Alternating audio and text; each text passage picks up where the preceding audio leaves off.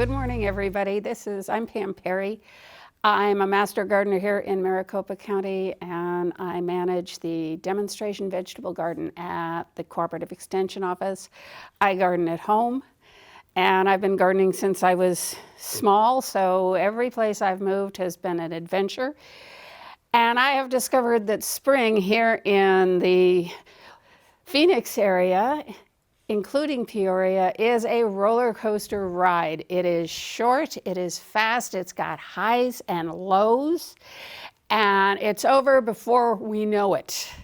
So when we are talking about spring, we're talking about February, March, April, and May. Our average temperatures in March are 77 degrees. By April, they're up in the mid-80s, and by May, we're flirting with triple digits, and we can expect 90-degree afternoons plus easily. This really impacts how and which plants grow and succeed in our vegetable gardens. So the first thing we have to think about is all of those fall planted crops that we have in the ground that we're harvesting. Our root crops, our carrots and our beets and our turnips. We're harvesting all those lovely greens, and everybody's got their own green patch. Some of it is beet greens and chard, and some of us do mustards and collards, and others do kales, all colors of kale. So there's huge diversity, but we're all picking greens right now, and they're gorgeous, and they're getting lots of attention in our kitchens. To keep them happy as the temperatures rise, we want to make sure that we use some compost, and we mulch that soil before it gets hot. We want to keep those soil temperatures a little cooler. This also helps slow down evaporation because it's warming up and the days are longer, so the soil evaporation rates pick up. We want to provide some high shade. We want to look at something about 30% shade cloth. It doesn't have to be right on top. You could do a row cover over your raised bed, but a light shade cloth of some point coming in as the days get higher. If your garden has been tucked up against a west or south facing wall, which was warm and cozy and lovely all winter long, it's now beginning to reflect back that heat later in the afternoon, making it a warmer spot yet. So those gardens in particular do need that shade cloth to preserve the harvest into the later part of spring. We want to continually adjust irrigation for these crops as well. They're maturing, and they're using more water, and water is evaporating more quickly. So where maybe we were watering once or twice a week, we're definitely increasing the frequency 2, 3, 4 times, depending on your soil mix and the exposure your bed has.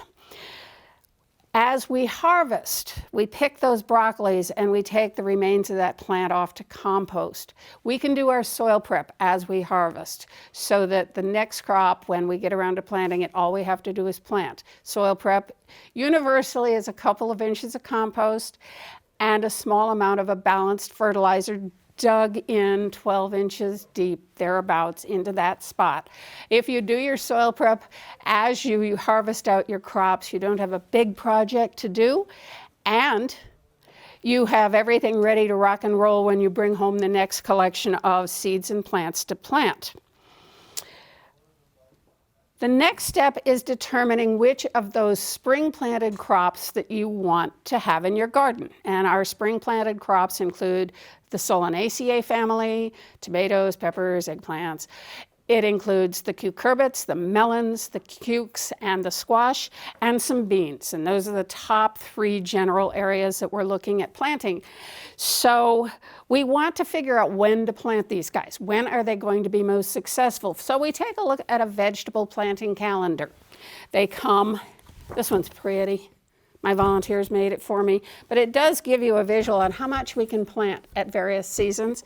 This one is downloadable. You can get it printed right off your computer from the University of Arizona Maricopa County website. This one is laminated. They will do that for you at the extension office, and if you look them up online and send them money, they'll send them back. The fun ones are the ones that are the size of placemats. You can buy 4 and have them for breakfast, and plan your gardens while you're having breakfast. But I always use my calendar. It's a guideline. It is used from Yuma almost to Superior.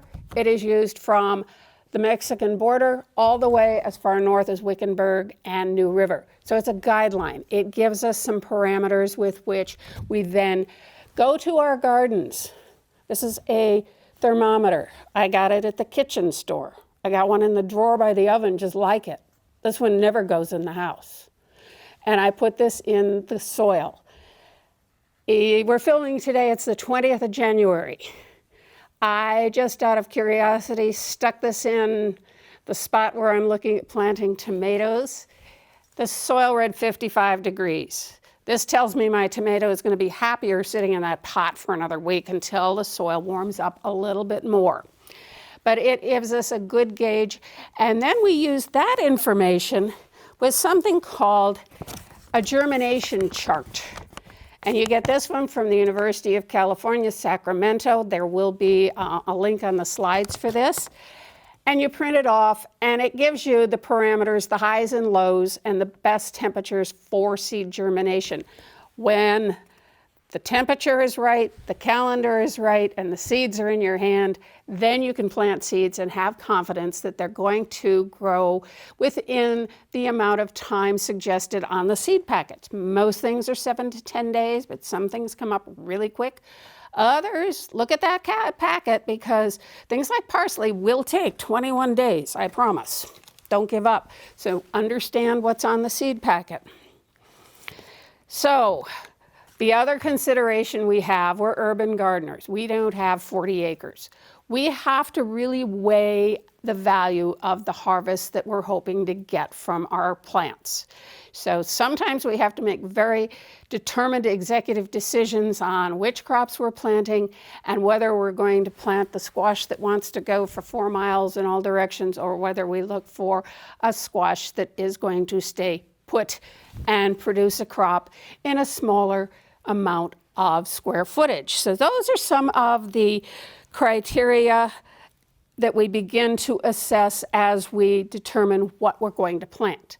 We also want to look at all those varieties. I open up a seed catalog, and my seed catalog will tell me that, I was hoping for the squash, that there are many, many, many, many kinds of melons. For instance, do we want a squash plant that makes 4 very large melons, or do we want a squash plant that maybe makes 8 to 10 small melons? What is our need for our harvest? Which one is going to stay put and not eat up all the space in the garden, and which one is going to crawl into the shrubbery in the neighbor's yard? The Minnesota midget is a great small space-saving cantaloupe with 1 to 2 pound fruits. They're small, but you can share one and not have to refrigerate the rest. You get enough off of one plant that you feel like you're getting somewhere. If you plant 2 or 3, you get a really nice harvest of melons. So you weigh that. Another criteria that we look at is days to maturity, and this is essential. It is truly essential, because if we plant a plant that is not ready to start producing when we move into the next season, which will be starting in June, we get no crop at all. So when I open up my catalog and I look at 2 pages of summer squash, and I've got one over here that's 65 days and one over here that's 38 days, and yes, there is one. Territorial has a 38-day squash. And then there's 50 to 55 is the average. If I plant that 38-day squash, I get 12 more days of picking squash before it gets too hot and my squash blossoms are no longer viable. That pollen is too hot and won't make a squash grow. So I look at those days to maturity. If I bring home a tomato plant and it says 60 days from transplant, that's from transplant. It's not from the day I brought it home from the nursery. You have to have that soil ready and get him tucked right into the ground to start counting those days. And then you know, if you're planting a 110-day melon, and you're planting the 3rd week of March, and you're going to be gone the first 2 weeks of July, your melons are going to be there and you're not.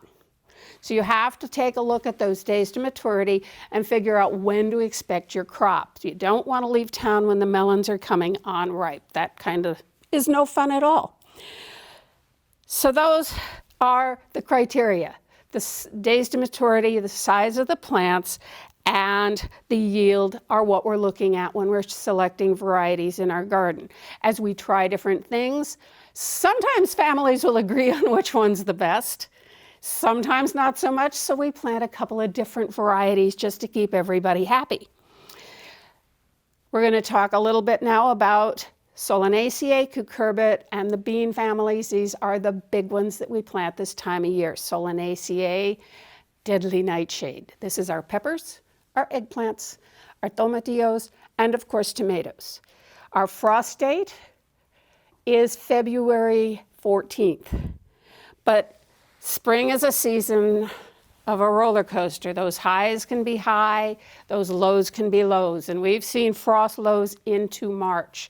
So even though we think we're safe planting in February, we want to be sure to have protection available should that jet stream drop into our backyards and bring those 30-degree temperatures, which will make our plants less than happy. I keep a 5-gallon bucket for every tomato plant. I plant in February, and if I get frost warnings, they just all get a bucket with a brick on top. The wind won't blow them over, and it really insulates them. It's fast. I've used cardboard boxes. Takes 2 bricks.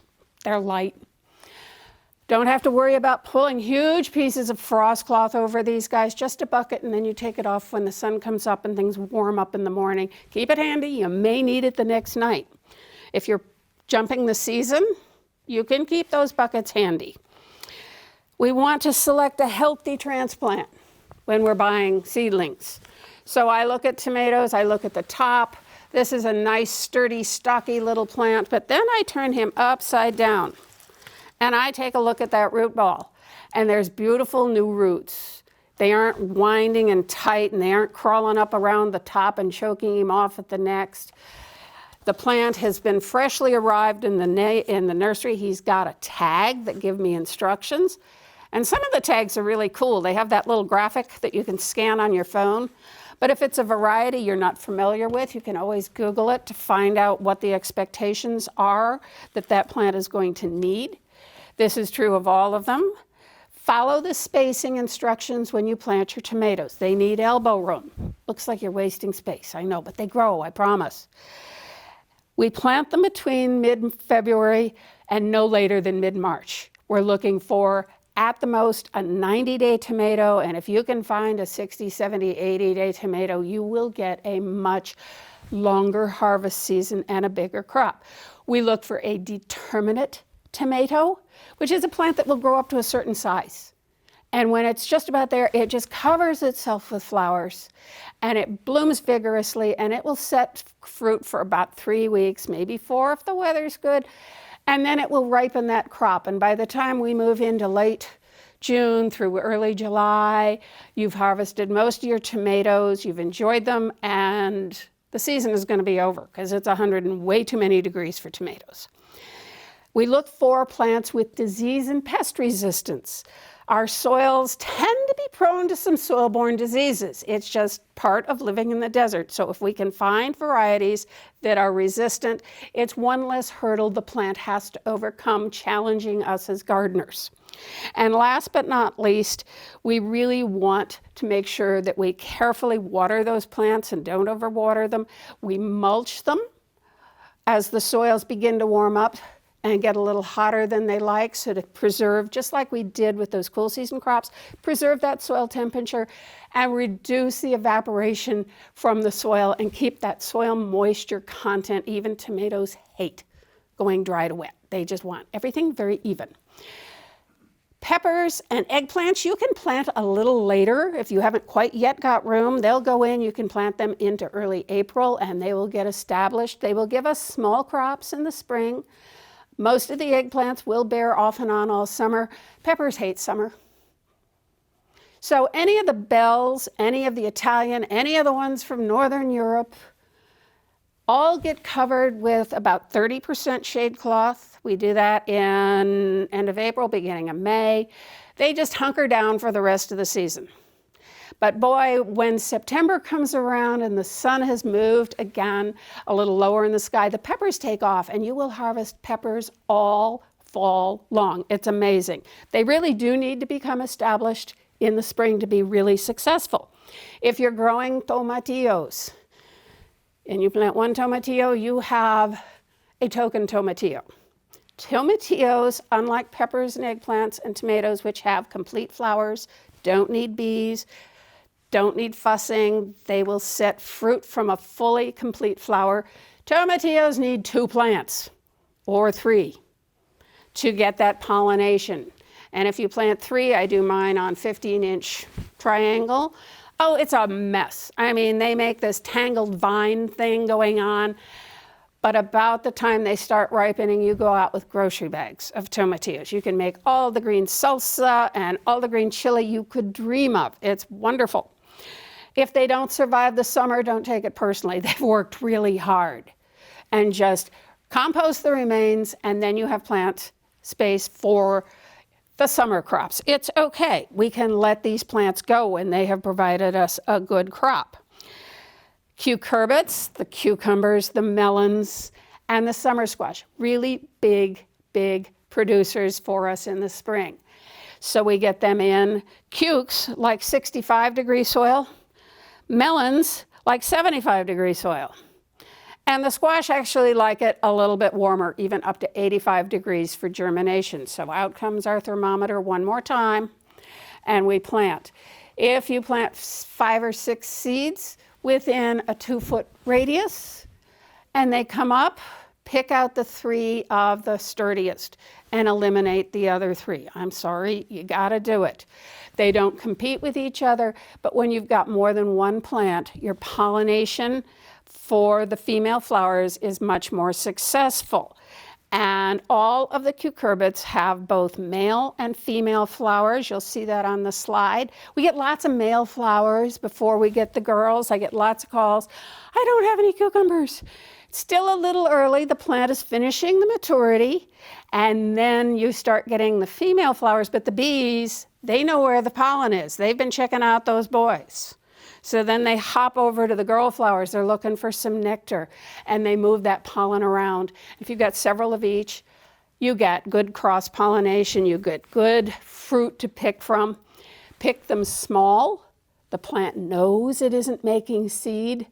It generates more female flowers. So keep picking. Once you stop picking, the plant is going to revert to making seed. That's its job. So we pick our melons. Melons will take a little high sun, a little high shade as we go into June and even into July, because melons will ripen. We let them ripen on the vine. The cucumbers, we pick young and tender. The squash, we pick young and tender. But we have to let our melons ripen. And you can tell when a cantaloupe is ripe because it falls off into your hand. If you got to pull and tug on, he ain't done yet. Watermelons, it's those little curlicues. If they've gone brown, then your melon is ripe. So keep an eye on them and stay on top of them. 2 to 3 plants, good spacing. Make sure they're not drying out. Make sure, again, you're mulching them well. They won't need much shade cloth. They'll be done before that happens. Just maybe the melons later on in the summer. And last but not least, beans. We can grow string beans, bush beans, and we can plant lima beans at this time of year. Limas, you may get a few limas in spring, but generally it just gets too hot and the sun gets too high. They're very day length sensitive, but they will sit and be green plants and look good. They look really good all summer long. They make the gardener look good. And then come fall, when the sun is again moved further to the north and the daylight changes, they will begin to bloom like crazy. I can buy a pound of shelled baby limas in the grocery store for almost no money. So I let my limas and I select varieties that make good soup beans. So I grow an heirloom Christmas lima that grows up a trellis and goes crazy, needs a sturdy trellis. Or the cute little Fordhams that make nice big fat dry limas, and then I make soup with these, or beans and rice, or whatever happens to be in the recipe file as we go through. And I buy my baby limas shelled because that's a lot of work. But again, it's your garden. You get to figure out how this works. String beans, bush beans, oh, they're finicky. They are so finicky. So you're looking for a 50-day variety, just right out there. Anything else isn't going to get done in time. It's going to get too hot and they're just going to get all crispy and brown and die right in front of you. But if you start them too early, they're going to die before they even come out of the ground. And I have seen just flats of little beans germinating, and then it got cold and they all just died in their little pots. So you've got to keep that soil temperature. You got to watch that soil temperature on these guys and make sure you're planting in that window. Pick often. String beans get tough really fast here. So go out and pick those little beans. They don't have to be huge. They're really tender. They're really sweet. You can use them just as a mess of beans on the plate as a vegetable. They can go into salads. You can do whatever. They're really good, crunchy and raw. So enjoy them. And when the season starts to move on and the days get too hot, they make good compost, and you will have real estate for summer plantings or for the melons who need a little more elbow room. So when we're looking at how to choose vegetables, I've mentioned seed catalogs. There'll be a short list at the back of the slideshow of these guys. There's a huge amount of information in these things. They are totally awesome. They're free. You ask somebody to mail it to you, and they will. And when you open it up, there will be planting instructions of what that crop expects out of life, soil temperatures, when to pick it, how to manage it, how to preserve it, when to cool it, whether you eat it right away or how to store it. Every crop, they give you this information in the seed catalog. It augments what they can put on the planting calendar. This is high mowing. They actually give the vegetable, and then they give you the days, and they give you spacing, and they also give you the germination temperatures. It's all on a chart in the back. So keep a couple of these guys around as good reference tools, so when you go to the nursery and the garden center and you buy your seeds, if you're buying local or buying plants ready started, you have some basis of comparison to use. They're really good references. Always mulch your summer crops as they mature. Always adjust your irrigation to keep pace with the maturing plants and our weather. If we should suddenly get a couple, 3 days of overcast and rain, we don't want plants to get soggy. This promotes soil-borne diseases. So really monitor that irrigation. Don't crowd your crops. If that seed packet says 1 every inch, and you buy a 6-pack like this, these are little onions. There are at least 8 little onions in every one of these cell packs. If I had 8 little piles of onions, they would be too crowded. I would never get a decent green onion. This is a project. Your soil should be fully prepped. Your trench should be formed. You get a little container of water and you wash the soil off of one cell. And then you plant your little onions, properly spaced. And water them in. And then you get the next row, and you end up with a nice long row. It's a lovely row of started green onions. I have seen carrots. I have seen beets. I've seen all kinds of things seeded like that. I buy a basil, and there's a dozen basils in there. You gotta harvest at least 90% of them. You want to only leave 1 or 2 basil seedlings in there. Otherwise, your basil is just crowd each other, those stems will mold, you'll have problems, you will have no basil. Parsley, they look beautiful, they're big full plants. But then there's just so much competition for those roots, they don't succeed. So look very carefully. If you get a choice of 2 plants, sometimes they put doubles in to ensure that when you buy one, you've got a healthy one. You get a choice. You can either split them apart and plant them. If it's early enough in the season, you'll get away with this. If it's a little later in the season, you're better off just cutting out one and not shocking those roots. So look at what you're buying and bringing back from the nursery, and always follow the spacing instructions. Supplemental fertilizer as your crops begin to flower and set fruit. A gentle watering with a water-soluble balanced fertilizer is a welcome addition. We're growing in raised beds, we're growing in containers. It's a finite resource. We have to add something to it to make them happy plants and produce a crop for us. Identify the insects in your garden. Don't get weirded out. Don't get hyperventilating about the insects in your garden. Most of them are good guys. Most of them we need. Some of them are just going about their daily life being bugs. Once in a while, we find ones we don't want. We want to identify them and then their life cycle so that we can treat them when they are their most vulnerable, so that we really are effectively controlling their populations. But if you don't know who it is, you have no idea what's going to be effective, and you don't want to be killing the good guys. You really don't. Plant flowers in your garden. Always. This is the time of year we can plant zinnias and cosmos and sunflowers. We can plant cleome. I always have basil I let go to bloom because it draws so many beneficial insects. Maybe there's a lost carrot over here in the back. You can let him bloom. Maybe that last batch of brassicas, whether it's the bok choy or the broccoli, got away and they're blooming. They draw the insects. They draw the bees in. Bring your bees into your garden for a good, happy garden. And there's a good list of resources on the slides. They are all further and advanced reading, but of all of them, this little book demystifies gardening in the desert for us. If you've gardened here forever, you will have aha moments. That's why that never worked. Or, that's why that works, who knew? If you're a gardener from somewhere else, it makes sense of where you've just moved to. And if you're brand new, it speaks English. It's not full of jargon, and it will de-myth a lot. There's a lot of urban myth out there, so this sort of breaks through the myth and gives you good practical information. So by all means, really good resource to your garden. Use your planting calendars, use your thermometer, be adventuresome, pick your produce young, and have a really great roller coaster ride this spring. Thank you all very, very much.